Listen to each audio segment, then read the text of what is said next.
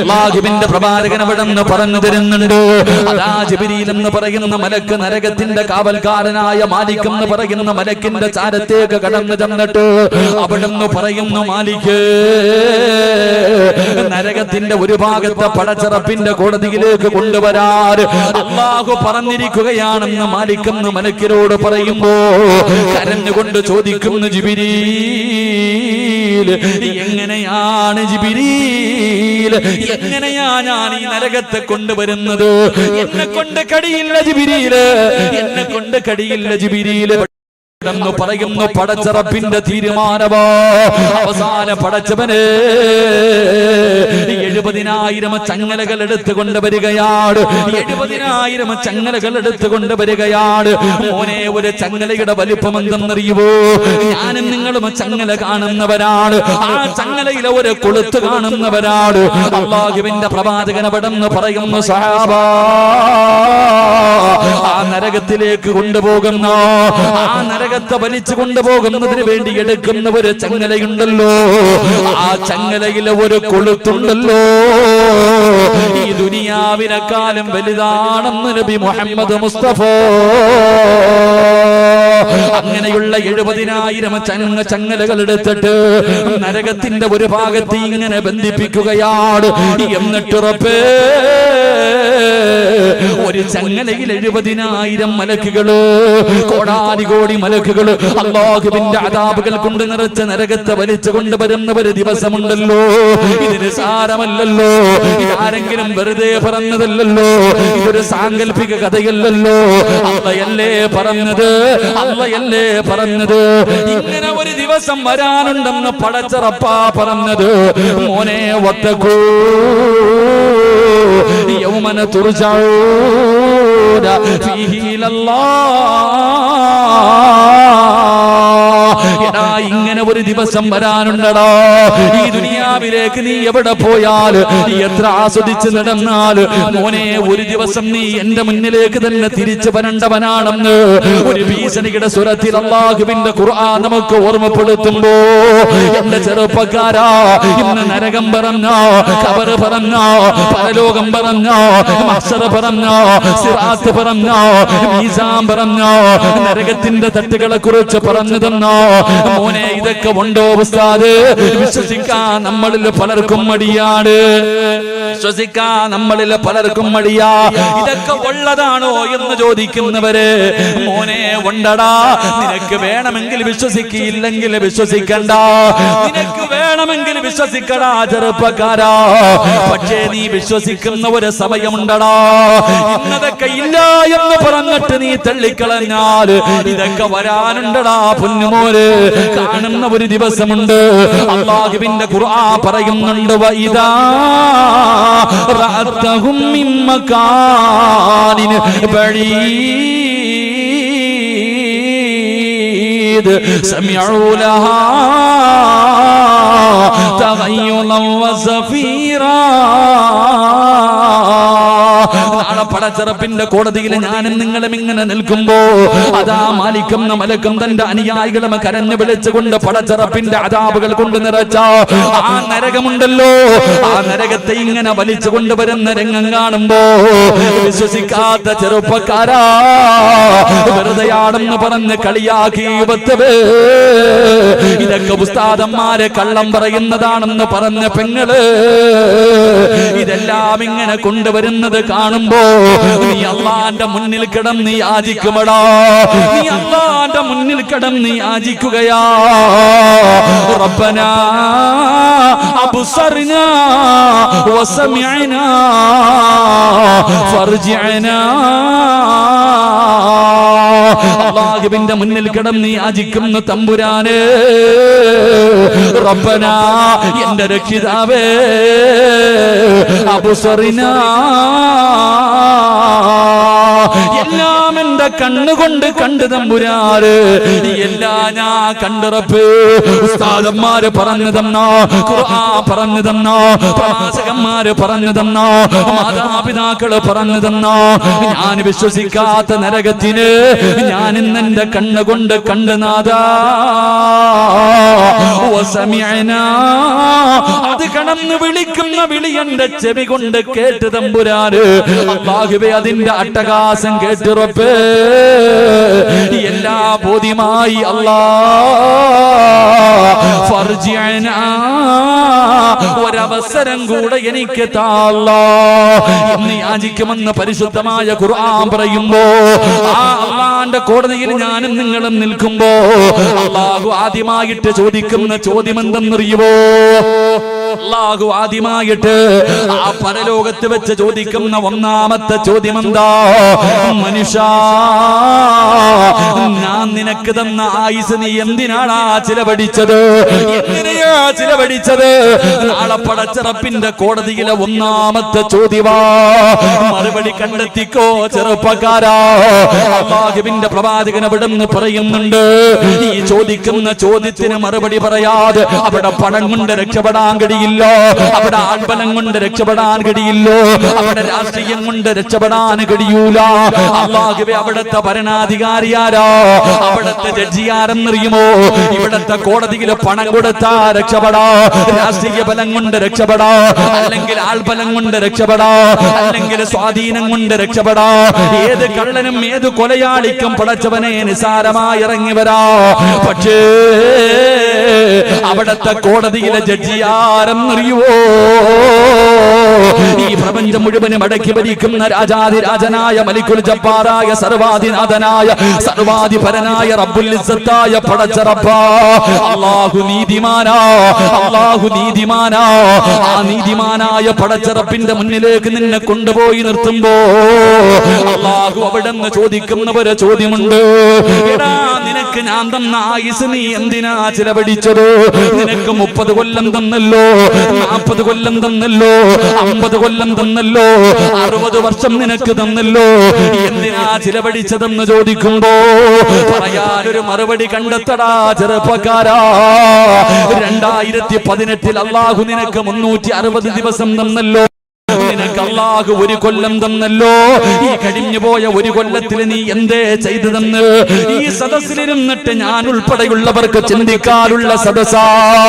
അല്ലാഹുവിന്റെ റസൂൽ അവിടുന്ന് പറഞ്ഞു, ഹസിബൂ ഖബല അൻ തുഹാസബൂ. വിചാരണയ്ക്ക് മുമ്പിൽ സ്വന്തമായിട്ടൊന്ന് വിചാരണ ചെയ്യുന്നത്, അല്ലാഹുവിന്റെ വിചാരണ കടന്നു വരുന്നതിന് മുമ്പ് സ്വന്തമായിട്ട് നീ ഒന്ന് വിചാരണ നടത്തുന്നത് നല്ലതാ. മഹാനായ സയ്യിദുനാ ഉമർ ഇബ്നുൽ ഖത്താബ്, പടച്ചവരെ കിസ്റയെയും കൈസറിനെയും വിറപ്പിച്ച ഉമർ ഇബ്നുൽ ഖത്താബ് റളിയല്ലാഹു തആല അൻഹു. അല്ലാഹുവേ, ഉമർ തങ്ങൾ ആരെന്നറിയുമോ? റസൂലുള്ളാഹിന്റെ തലയെടുക്കുന്നതിന് വേണ്ടി കടന്നുപോയ ഉമർ ഇബ്നുൽ ഖത്താബ് തങ്ങള് അല്ലാഹുവിന്റെ പരിശുദ്ധമായ ഖുർആൻ ഒരൊറ്റ ആയത്ത് കേട്ടപ്പോ പടച്ചറപ്പിന്റെ ദീനിലേക്ക് കടന്നു വന്ന ഉമർതങ്ങളുണ്ടല്ലോ, ആ ഉമർതങ്ങൾ നടക്കുന്ന വഴിയിലൂടെ ഇബ്ലീസിന് നടക്കാ പേടിയാ. ഉമർ ഇബ്നുൽ ഖത്താബ് റളിയല്ലാഹു തആല അൻഹു എഴുന്നേറ്റ് നിന്നിട്ട് പറയുന്നു, നബിയേ, യാ റസൂലല്ലാഹ്, ഈ ഉമറിനോടെങ്ങാണം അങ്ങനെ ചോദിച്ചാ ഖബറിന്റെ അകത്ത് മയ്യത്ത് കൊണ്ടുവച്ച് വെള്ള തുണിയിൽ പൊതിഞ്ഞിട്ട് ഖബറിന്റെ അകത്ത് ഇറക്കി വെച്ച് പിടിമണ്ണ് വാരിയെറിഞ്ഞ് പലകയിടത്ത് നിരത്തിയിട്ട് മീസാങ്കലിനും നട്ടിട്ട് എല്ലാവരും പോകുമ്പോ അതിനകത്ത് വരുന്ന മുൻകറും നക്കീറെന്ന് പറയുന്ന 2 മലക്കുകളുണ്ടല്ലോ, അവരെന്നോട് ചോദ്യം ചോദിച്ചാ, ഉമറേ നിന്റെ റബ്ബാരെന്ന് ചോദിച്ചാ ഞാൻ തിരിച്ചു ചോദിക്കും, നിന്റെ റബ്ബ് തന്നെയാ എന്റെ റബ്ബ്. ആ മലക്കിനോട് ഞാൻ തിരിച്ചു പറയും, നിങ്ങളുടെ 2 പേരുടെയും റബ്ബാരാണോ? ആ റബ്ബാട് എന്റെ റബ്ബെന്ന് ഞാൻ പറയുമെന്ന ചങ്കൂറ്റത്തോട് പറഞ്ഞ മഹാനായ സയ്യിദുനാ ഉമർ ഇബ്നുൽ ഖത്താബ് റളിയല്ലാഹു തആല അൻഹു. അല്ലാഹുവേ, ആ ഉമർ തങ്ങളുടെ ജനാസ കുളിപ്പിക്കുന്ന സമയത്ത് ആ ഉമർ തങ്ങളുടെ ജനാസ കുളിപ്പിക്കുമ്പോ സഹാബികൾ വല്ലാതെ അത്ഭുതപ്പെടുകയാണ്. കാരണം ശരീരം മുഴുവനും പാട് കാണുകയാ. തന്റെ ശരീരത്തിന്റെ ഭാഗങ്ങൾ മുഴുവനും പടച്ചവനെ ചാട്ടമാറുകൊണ്ട് തല്ലിയ പാട് കാണുകയാ. അല്ലാഹുവേ, അവിടെ നിന്ന് അന്വേഷിച്ചപ്പോ മയ്യത്ത് കുളിപ്പിച്ച സ്വഹാബികൾ അന്വേഷിച്ചു, ഈ പാടിന്റെ കാരണമെന്താ? എന്റെ പ്രിയപ്പെട്ട ചെറുപ്പക്കാരാ, പാതിരാത്രി തന്റെ വീടിന്റെ അകത്ത് കയറിയിരുന്നിട്ട് എല്ലാവരും ഉറങ്ങിക്കഴിയുമ്പോ ഒറ്റയ്ക്ക് തന്റെ വീടിന്റെ അകത്ത് കയറിയിട്ട് ചാട്ടവാറ് കൊണ്ട് തന്റെ ശരീരത്തിലേക്ക് തല്ലിയിട്ട്, ഇന്ന് നീ അങ്ങനെ ചെയ്തല്ലോ, ഇന്ന് നീ പാപം ചെയ്തല്ലോ എന്ന് സ്വന്തം വിചാരണ ചെയ്യുമായിരുന്നു എന്ന് ചരിത്രം പറയുമ്പോ, എന്റെ പ്രിയമുള്ള സഹോദരാ, ഈ ഡിസംബർ 31 നിനക്കൊരു വിചിന്തനത്തിന്റെ, കഴിഞ്ഞുപോയ ഒരു വർഷക്കാലം നീ ചെയ്തു കൂട്ടിയതെ കുറിച്ച് നിനക്കൊരു ചിന്തിക്കാനുള്ള സമയമോ, ഒരു വിചാരണ നടത്താനുള്ള സമയമോ. അല്ലാഹുവിന്റെ റസൂൽ അവിടെന്ന് പറഞ്ഞതുപോലെ, ഹസിബൂ ഖബല അൻ തുഹാസബൂ. സിറാജിന് ഒരു വയസ്സ് കൂടിയിരിക്കുകയാണ്. 33ാമത്തെ വയസ്സിലേക്ക് ഞാൻ കടന്നു വരുമ്പോ, പടച്ചവനെ, ഈ ഒരു വർഷക്കാലം സിറാജന്റെ ചെയ്തത്, രാവിലെ ഉറക്കത്തിൽ നിന്ന് എഴുന്നേറ്റിട്ട് കണ്ണുകൊണ്ട് കണ്ടത് പാപമോ, ചെവി കൊണ്ട് കേട്ടത് പാപമോ, നാവ് കൊണ്ട് പറഞ്ഞത് പാപമോ, കൈകൊണ്ട് പിടിച്ചത് പാപമോ, കാലുകൊണ്ട് നടന്നത് പാപത്തിലേക്കോ, ഹൃദയം കൊണ്ട് ചിന്തിച്ചത് പാപമോ. ഓരോ ദിവസവും കോടാനുകോടി പാപം ചെയ്യുന്നവരാണ് ഞാനും നിങ്ങളും. അതുകൊണ്ട് എന്റെ പ്രിയമുള്ളവരെ, ഇന്നത്തെ വേല വിചാരണയുടെ വേലാണ്. ഇന്നത്തെ വേല വിചാരണയുടെ വേല. ഓരോരുത്തരും ഈ സദസ്സിലിരുന്നിട്ട് ഞാൻ എന്റെ കാര്യം നോക്കാം, ഞാൻ എന്റെ കഴിഞ്ഞ ഒരു വർഷത്തെ ഞാൻ എന്താണ് ചെയ്തതെന്ന് ഞാൻ തന്നെ ചിന്തിക്കാം. ഇതുപോലെ ആരും അങ്ങോട്ടും ഇങ്ങോട്ടും നോക്കണ്ട. നീ നിന്റെ കാര്യം നോക്ക്, നീ നിന്റെ കാര്യം നോക്ക്. നീ നാളെ പരലോകത്ത് പോകുമ്പോ ആരും വരില്ലല്ലോ. അസ്രായേൽ വന്ന് വിളിക്കുമ്പോ നിന്റെ കൂടെ ആരും വരില്ലല്ലോ. ഭാര്യ വരില്ല, മക്കള് വരില്ല, കൂടപ്പറപ്പ് വരില്ല, കൂട്ടുകാര് വരില്ല, ഒരു രാഷ്ട്രീയ പാർട്ടിയും വരൂല, ഒരു സംഘടനയും വരൂല. മോനെ, ഒറ്റയ്ക്ക് പള്ളിക്കുടിയിലേക്ക് പോകേണ്ടവനാടാ. അല്ല തന്നെ അത് പറയുന്നുണ്ട്, അള്ളാഹു തന്നെ പറയുന്നുണ്ട്. അള്ളാഹുവിന്റെ വിശുദ്ധമായ ഖുർആൻ പറയുകയാ, അതാ മലക്കുൽ മൗത്ത് വിളിക്കുന്ന സമയത്ത് പോകാതിരിക്കാൻ പറ്റുമോ? അതുകൊണ്ട് എന്റെ പ്രിയപ്പെട്ടവരോട് എനിക്ക് പറയാനുള്ളത്, അള്ളാഹുവിന്റെ ഖുർആൻ ഒരായത്തിൽ അള്ളാഹു 2 പ്രാവശ്യം നിങ്ങൾ അള്ളാഹുവിനെ സൂക്ഷിക്കണേ. അള്ളാഹുവിന്റെ വിശുദ്ധമായ ഖുർആനില് 2 സ്ഥലങ്ങളിൽ ഒരായത്തിൽ 2 പ്രാവശ്യം അള്ളാഹു പറഞ്ഞതെന്തെന്നറിയോ? നിങ്ങൾ അള്ളാഹുവിനെ സൂക്ഷിക്കണേ. ഒരേ ഒരായത്തിൽ അള്ളാഹു 2 പ്രാവശ്യം പറഞ്ഞു. ഏതായത്തിലാ? യാ അയ്യുഹല്ലദീന ആമനൂ. അള്ളാഹുവിന്റെ വിശുദ്ധമായ ഖുർആൻ പറയുകയാ. അള്ളാഹുവിന്റെ വിശുദ്ധമായ ഖുർആനില് ഒരായത്തിൽ 2 പ്രാവശ്യം അള്ളാഹുവിനെ സൂക്ഷിക്കണേ, അള്ളാഹുവിനെ സൂക്ഷിക്കണേ എന്ന് പറഞ്ഞതായ ഒരു ആയത്ത് നമുക്ക് ഖുർആനിൽ കാണാം. എന്റെ അള്ളാഹു പറഞ്ഞത്, യാ അയ്യുഹല്ലദീന ആമനൂ വൽതൻദുർ നഫ്സും മാ ഖദ്ദമത് ലിഗദിൻ വത്തഖുല്ലാഹ്. യാ അയ്യുഹല്ലദീന ആമനൂ ഇത്തഖുല്ലാഹ് വൽതൻദുർ നഫ്സും മാ ഖദ്ദമത് ലിഗദിൻ വത്തഖുല്ലാഹ്. ഒരേ ഒരായത്തിൽ അള്ളാഹു 2 പ്രാവശ്യം പറഞ്ഞു നിങ്ങൾ അള്ളാഹുവിനെ സൂക്ഷിക്കണേ. യാ 2ന്റെയും ഇടയിൽ അള്ളാഹു പറഞ്ഞത് എന്തെന്നറിയുമോ? വൽതൻദുർ നഫ്സുൻ മാ ഖദ്ദമത് ലിഗദിൻ. മോനെ, ഇന്നത്തെ കുറിച്ച് ചിന്തിക്കടോ, നാളത്തെ കാര്യം നീകളോ.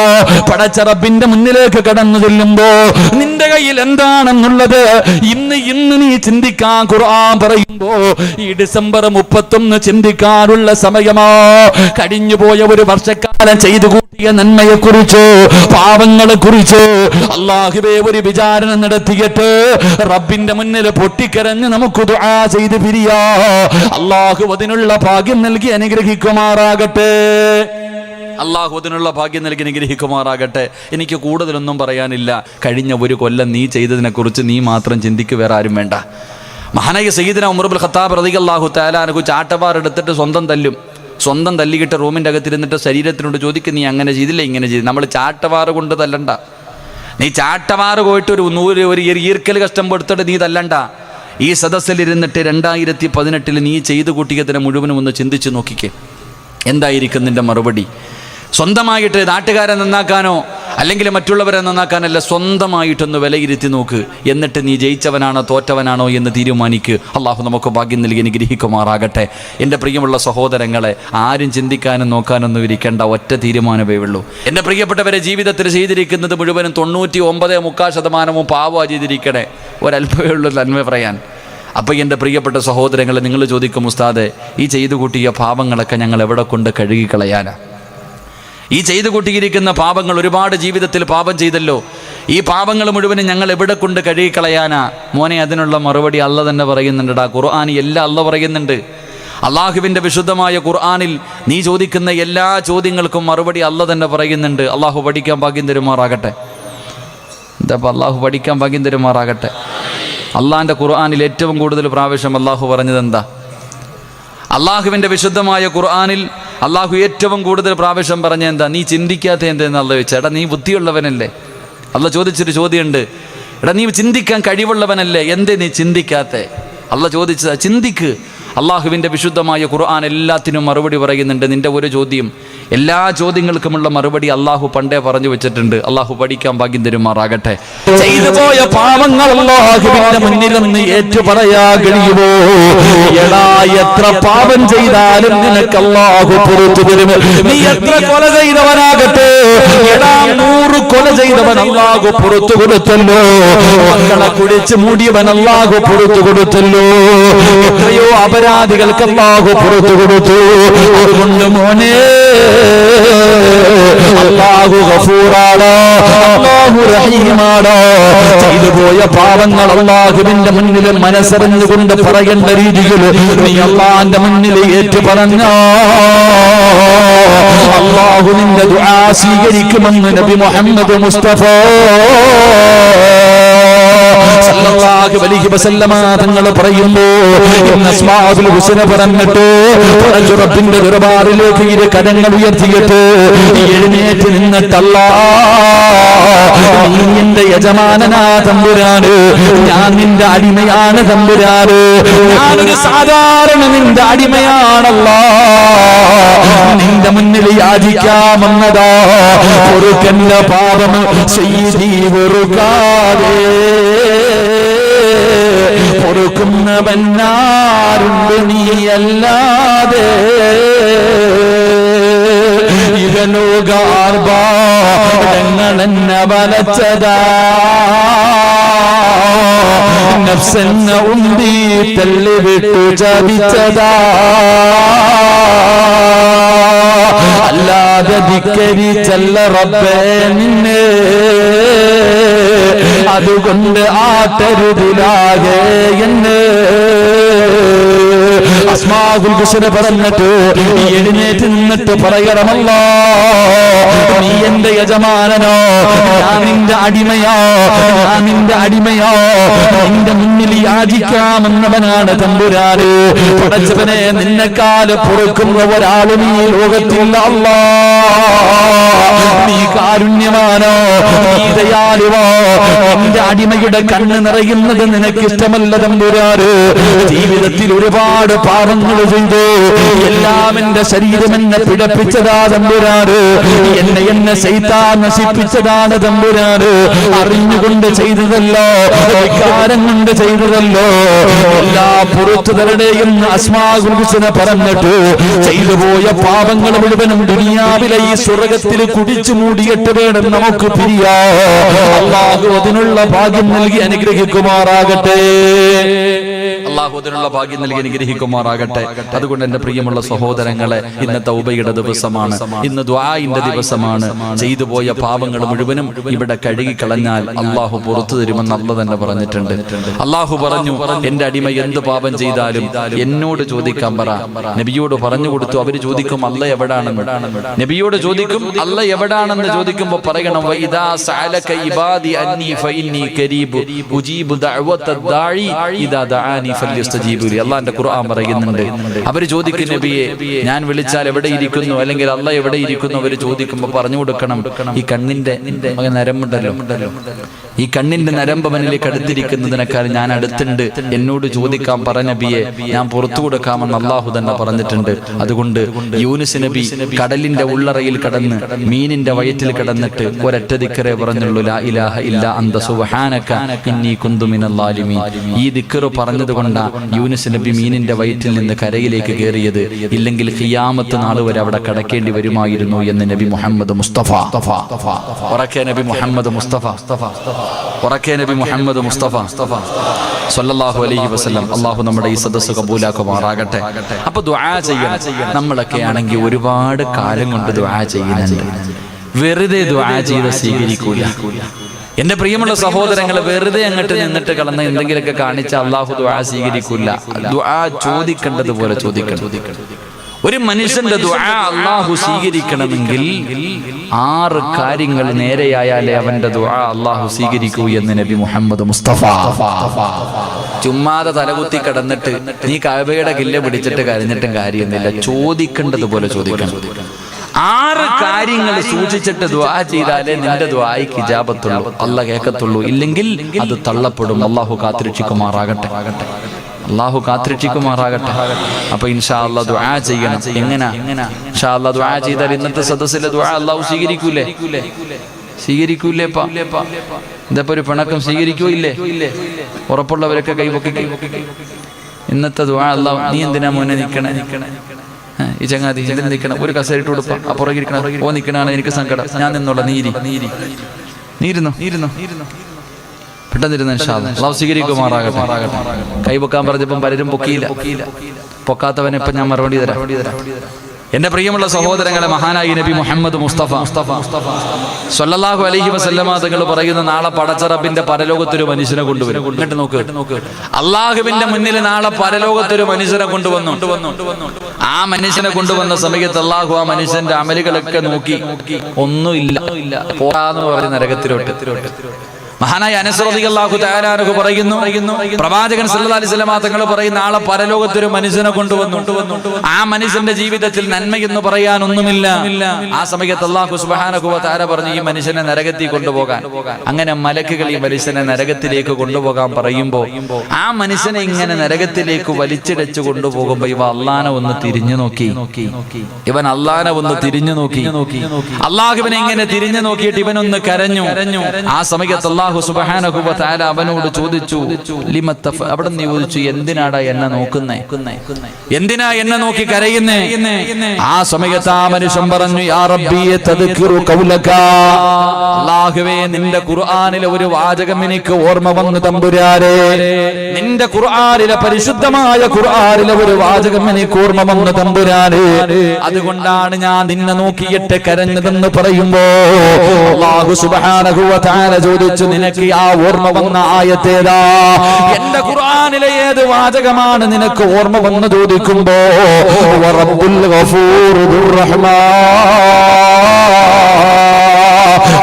നീ ഗഫൂറാണ് റഹീമാണ് എന്ന പരിശുദ്ധമായ ഖുർആനിലെ ഒരു ആയത്ത് എനിക്ക് ഓർമ്മ വന്നു. അതുകൊണ്ടാണ് ഞാൻ നിന്നെ നോക്കിയിട്ട് കരഞ്ഞതെന്ന് പറയുമ്പോ അല്ലാഹു മലക്കുകളോട് പറയുന്നു, അവനെ വലിച്ചിടച്ചു കൊണ്ടുപോകാൻ, അവനെ നരകത്തിലേക്ക് വലിച്ചിടച്ചു കൊണ്ടുപോകാൻ. അതാ മലക്കുകൾ ഇങ്ങനെ കൊണ്ടുപോവുകയാണ്. അതാ നരകത്തിന്റെ മുന്നിലെത്തുന്നതാ മധ്യഭാഗത്തെത്തുമ്പോ പിന്നെയും ആ മനുഷ്യൻ അല്ലാഹുവിന്റെ ഭാഗത്തേക്ക് തിരിഞ്ഞു നോക്കുകയാ. അപ്പോഴും അല്ലാഹു ചോദിച്ചു, എന്തിനാടാ നീ എന്നെ നോക്കിയിട്ട് കരയുന്നത്? ആ സമയത്ത് പറഞ്ഞു, അല്ലാഹുവിന്റെ റസൂലിനോട് പറയുകയാ. അല്ലാഹുവിനോട് പറയുന്നു, യാ റബ്ബി തദക്കർതു ഖൗലക. നിന്റെ ഖുർആനിലെ ഒരു വാചകം എനിക്ക് ഓർമ്മ വന്നു തമ്പുരാനേ. അല്ലാഹു ചോദിച്ചു, ഏത് വാചകമാണ്? വമൻ യഗ്ഫിറു ദുനൂബി ഇല്ലല്ലാഹ്. പടച്ചവനെ, എത്ര വലിയ പാപം ചെയ്താലും നീ പുറത്തു തരുന്നവനാണെന്നുള്ള ഖുർആനിന്റെ വാചകം എനിക്ക് ഓർമ്മ വന്നു. അതുകൊണ്ടാണ് നോക്കിയതെന്ന് പറയുമ്പോ അല്ലാഹു മലക്കുകളോട് പറയുന്നവനെ നരകത്തിലേക്ക് വലിച്ചെറിയാ. അവസാനം അവന്റെ നരകത്തിന്റെ മുന്നിൽ കണ്ടുചെല്ലുമ്പോ നരകത്തിന്റെ വാതിലിന്റെ മുന്നിൽ നിന്നിട്ട് ആ മനുഷ്യൻ പിന്നെയും തിരിഞ്ഞിങ്ങനെ നോക്കിയിട്ട് കരയുകയാ. അല്ലാഹു ചോദിച്ച്, എന്തിനാടാ എന്നെ നോക്കിയിട്ട് കരയുന്നത്? അല്ലാഹുവേ, വിശുദ്ധ ഖുർആനിലെ ഒരു വാചകം എനിക്ക് ഓർമ്മ വന്നു അല്ലാ, അതുകൊണ്ടാണ് നോക്കിയതെന്ന് പറയുമ്പോ ഏതാടടാ നിനക്ക് ഓർമ്മ വന്ന ആയത്ത്? യാ ഇബാദിയല്ലദീന അസ്റഫൂ അലാ അൻഫുസിഹിം ലാ തഖ്നതൂ മിർ റഹ്മത്തില്ലാഹ്. സ്വന്തം ശരീരങ്ങളോട് എത്ര വലിയ അക്രമം പ്രവർത്തിച്ചവരാണെങ്കിലും നബിയേ അവരോട് എന്നോട് ചോദിക്കാൻ പറ നബിയേ, എത്ര വലിയ പാപം ചെയ്തവനാണെങ്കിലും ഞാൻ പുറത്തു കൊടുക്കുന്നവനാണെന്നുള്ള ഖുർആനിന്റെ ആയത്ത് ഓർമ്മ വന്നിട്ട് നോക്കിയതാണെന്ന് പറയുമ്പോ അല്ലാഹു മലക്കുകളോട് പറയുന്നു, അവനെ വിടാതെ അതാ നരകത്തിന്റെ മുന്നിലേക്ക് നരകത്തിന് വലിച്ചെറിയാൻ കൊണ്ടുപോയവനെ അല്ലാഹു തിരിച്ചു വിളിക്കുകയാ. അല്ലാഹു തിരിച്ചു വിളിച്ചിട്ട് പറയുന്നു, ഈ സ്വർഗമുണ്ടല്ലോ, അല്ലാഹുവിന്റെ റസൂൽ പറയുന്നു, ദുനിയാവും അതിന്റെ 10 ഇരട്ടി വലുപ്പമുള്ള ഒരു സ്വർഗം ഞാൻ നിനക്ക് തരികയാ. എന്തിനാണെന്നറിയുവോ? എന്നെ കൊണ്ട് പ്രതീക്ഷ വെച്ചതിന്റെ പേരില്, അല്ലാഹുവിനെ കൊണ്ട് പ്രതീക്ഷ വെച്ചതിന്റെ പേരില് അല്ലാഹു ആ മനുഷ്യന് സ്വർഗം കൊടുത്തെന്ന് പ്രവാചകൻ അവിടെ നിന്ന് പറഞ്ഞു തരുമ്പോ, സഹോദരാ, ദുആ ചെയ്താ സ്വീകരിക്കണോ? വെറുതെ ചെയ്താ പോരാ, വെറുതെ തൗബ ചെയ്താ പോരാ, നിസ്കരിച്ചിട്ട് കിടന്ന് കരഞ്ഞാ പോരാ. സദഖ ചെയ്തിട്ട് ദുആ ചെയ്യുന്നവരുണ്ട്, സുജൂദിൽ കിടന്ന് കരയുന്നവരുണ്ട്, തഹജ്ജുദ് നിസ്കരിച്ചിട്ട് ദുആ ചെയ്യുന്നവരുണ്ട്. എങ്കിലൊരു മനുഷ്യന്റെ തൗബ അല്ലാഹു സ്വീകരിക്കണമെങ്കിൽ റസൂലുള്ളാഹി പറയുകയാ, 6 നിയമങ്ങളുണ്ടെന്ന് നബി മുഹമ്മദ് മുസ്തഫ. ഉറക്കെ നബി മുഹമ്മദ് മുസ്തഫ, ഉറക്കെ നബി മുഹമ്മദ് മുസ്തഫ സല്ലല്ലാഹു അലൈഹി വസല്ലമ തങ്ങൾ പറഞ്ഞു, ഒരു മനുഷ്യന്റെ ദുആ അല്ലാഹു സ്വീകരിക്കണമെങ്കിൽ വെറുതെ സ്വീകരിക്കൂല. എത്ര നിയമം? 6 നിയമങ്ങൾ പാലിച്ചിട്ട് ദുആ ചെയ്താലേ അവന്റെ തൗബ അല്ലാഹു സ്വീകരിക്കൂ എന്ന് നബി മുഹമ്മദ് മുസ്തഫ. അല്ലാഹുവിന്റെ റസൂൽ പറഞ്ഞു, നമുക്ക് പഠിക്കാൻ അല്ലാഹു ഭാഗ്യം തരുമാറാകട്ടെ. ഈ 6 കാര്യങ്ങൾ സൂക്ഷിച്ചിട്ട് ദുആ ചെയ്താൽ ദുആ സ്വീകരിക്കും. നിന്റെ ദുആ അല്ലാഹു സ്വീകരിച്ചോ എന്നറിയാൻ, ഒരാളുടെ ദുആ അല്ലാഹു സ്വീകരിച്ചോ എന്നറിയാൻ 8 അടയാളമുണ്ടെന്ന് നബി മുഹമ്മദ് മുസ്തഫ. ഒരാൾ ദുആ ചെയ്തു, ഈ ചെയ്ത ദുആ അല്ലാഹു സ്വീകരിച്ചോ എന്നറിയാനുള്ള വഴിയുണ്ട്. 8 അടയാളങ്ങളുണ്ട്. ആ 8 അടയാളങ്ങൾ ഉണ്ടെങ്കിൽ നീ ചെയ്ത കാര്യം അല്ലാഹു സ്വീകരിച്ചിട്ടുണ്ട്. അല്ലാഹു ഈമാൻ തരുമാറാകട്ടെ, അല്ലാഹു ഈമാൻ തരുമാറാകട്ടെ. 6 പറയാൻ പറ്റി. ഇപ്പൊ തന്നെ 10:45 കഴിഞ്ഞു. ഇനി 1 മണിക്കൂറേ ഉള്ളൂ. ഈ 1 മണിക്കൂറിന്റെ ഉള്ളിൽ 6 പറഞ്ഞു തീർക്കണമെന്ന് എനിക്ക് ആഗ്രഹമുണ്ട്. 6 പറയാം ഇൻഷാ അല്ലാഹ്. ബാക്കി 8 അടയാളം അടുത്ത സദസ്സിൽ എവിടെങ്കിലും വെച്ച് പറയാം. ഒരാളുടെ തൗബ അല്ലാഹു സ്വീകരിച്ചെങ്കിൽ 8 അടയാളം. ഇവിടെ പരിസരത്തെ കണ്ടൊരു പടി വേണ്ടല്ലോ. അപ്പൊ തസ്ലീം എന്താ പള്ളത്തൂരോ? നിങ്ങളിതെല്ലാം കണ്ണെടുത്തിട്ട് ചോദിച്ചാൽ എനിക്കിങ്ങനെ അറിയാനാ. അപ്പൊ അൽഹംദുലില്ലാ, അല്ലാഹു പഠിക്കാൻ ഭാഗ്യം തരുമാറാകട്ടെ. അപ്പൊ ഒരു മനുഷ്യന്റെ ദുആ. നിങ്ങൾ ഇരിക്കൂലേ? ഇപ്പൊ ഒരു പിണക്കം എന്താ? എടാ, ഇത് വായിക്കണമെങ്കിൽ എനിക്ക് മലയാളം അറിയണം. ഈ സ്ഥലപ്പേര് തന്നെ വായിക്കണമെങ്കിൽ ഇത്തിരി പാടാം. എന്നാടാ 29-ാം തീയതി. എന്താ സ്ഥലപ്പേരെന്താ? പള്ളത്തൂർ. നീ എന്താ വേർക്കണത്? ഒരുപാട് വേർക്കും കേട്ടാ. ഒരു മനുഷ്യന്റെ ദുആ അല്ലാഹു സ്വീകരിക്കണമെങ്കിൽ, ഒരു മനുഷ്യന്റെ തൗബ അല്ലാഹു സ്വീകരിക്കണമെങ്കിൽ 6 നിയമങ്ങളുണ്ട്. അത് പാലിച്ചുകൊണ്ട് ദുആ ചെയ്താലേ അല്ലാഹു സ്വീകരിക്കൂ. അല്ലാഹു ഈമാൻ തരുമാറാകട്ടെ, അല്ലാഹു ഈമാൻ തരുമാറാകട്ടെ. വിഷമമൊന്നും ഇല്ലല്ലോ? പിണക്കൊന്നും ഇല്ലല്ലോ എന്നോട്? ചൊടിയുണ്ടാ? ഉണ്ടാർക്കെങ്കിലും? നിങ്ങൾക്ക് ആർക്കും ഞാൻ 5 നയാ പൈസ തരാനില്ലല്ലോ, പിന്നെ എന്തിനാ ചൊടിക്കണേ? നമ്മൾ തമ്മിൽ എന്തെങ്കിലും ബാധ്യത ഉണ്ടോ? ഹക്കടപാടുണ്ടോ? ഒന്നുമില്ല. ഇൻഷാ അല്ലാഹ് നമുക്ക് എല്ലാവർക്കും അല്ലാഹു സുബ്ഹാനഹു വ തആല മരിക്കുന്നതിന് മുമ്പ് ഹജ്ജ് ചെയ്യാനുള്ള തൗഫീഖ് അനുഗ്രഹിക്കുമാറാകട്ടെ. അല്ലാഹു ഹജ്ജ് ഉംറയൊക്കെ ചെയ്യാൻ ഭാഗ്യം തരുമാറാകട്ടെ. നിങ്ങളൊക്കെ ദുആ ചെയ്യണം. എനിക്കാണെങ്കിൽ എൻ്റെ ഫാമിലി ആയിട്ട് ഉംറ പലരും ഡേറ്റ് ചോദിക്കുന്നുണ്ട് കൊടുക്കായില്ലപ്പ. ഞാനൊന്ന് ഉംറയ്ക്ക് പോകണം, എൻ്റെ മോനെയും കൊണ്ട് എൻ്റെ ഭാര്യയും മക്കളെയും കൊണ്ട് എനിക്ക് ഇൻഷാ അല്ലാഹ് മാർച്ച് മാസം അവസാനം ഉംറയ്ക്ക് പോകണമെന്ന് ആഗ്രഹമുണ്ട്. ഇവിടെ കാസർഗോഡുള്ള ഒരു ഗ്രൂപ്പിലാ പോണേ. കമ്മീഷനൊന്നും ഇല്ല, ആരും കണ്ടൊക്കെ കൂടിക്കോണം കേട്ടോ. കമ്മീഷൻ പണിയാരൊന്നുമില്ല, എന്തെങ്കിലും ഉണ്ട് കൂടിക്കോണം. അല്ലെങ്കിൽ എവിടെയെങ്കിലും ആരെയൊക്കെ എൻ്റെ ഗ്രൂപ്പിൽ വരണമെന്ന് നിർബന്ധം എൻ്റെ ഒന്നും അല്ല. ഞാൻ പോണ ഗ്രൂപ്പിൽ വരണമെന്ന് നിർബന്ധമൊന്നുമില്ല. അത് പറഞ്ഞപ്പോൾ ഞങ്ങൾക്ക് കമ്മീഷൻ ഉണ്ട്, നിർബന്ധമില്ല. എല്ലാവരും മരിക്കുന്നതിന് മുമ്പ് മക്കത്ത് പോകണം. അല്ലാഹു ഭാഗ്യം തരുമാറാകട്ടെ. പോകണ്ടേ? പോണോ? അങ്ങനത്തെ ഒരു മടി കാണിക്കട്ടെ. പറ മനുഷ്യ, പോണോ? ഉറക്ക ഇൻഷാ അല്ലാഹ് പറ.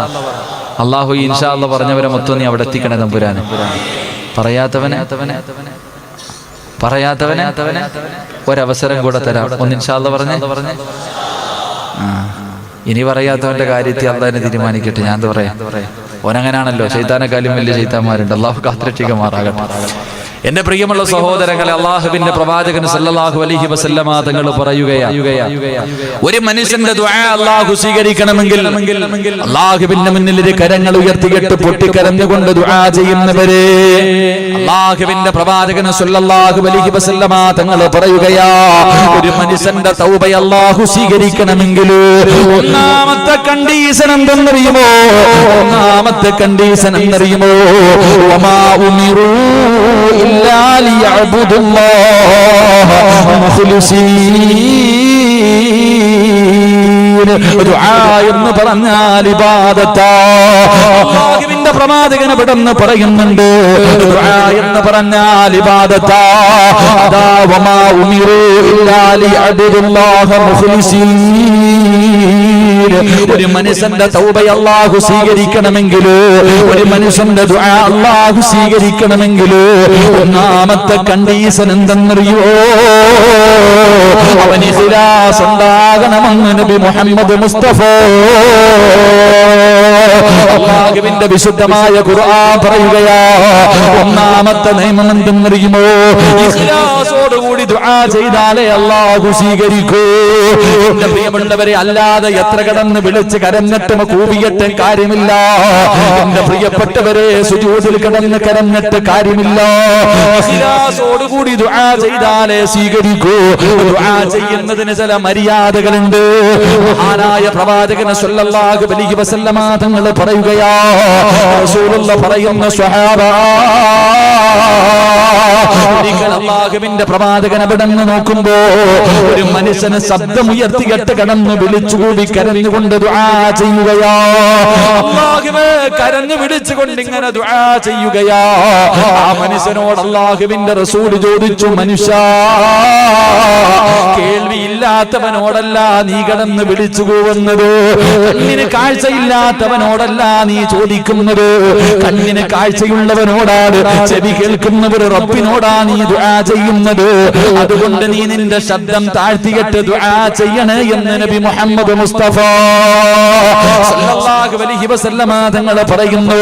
ഒരു മനുഷ്യൻ ദുആ ചെയ്യുമ്പോ ഒരുപാട് വിളിച്ചു കൂവിയിട്ടും ദുആ ചെയ്യാൻ പാടില്ല, അതുപോലെ ശബ്ദം താഴ്ത്തിയിട്ടും ദുആ ചെയ്യാൻ പാടില്ല. രണ്ടിന്റെയും മധ്യത്തിലെ ദുആ ചെയ്യാവൂ എന്ന് നബി മുഹമ്മദ് മുസ്തഫ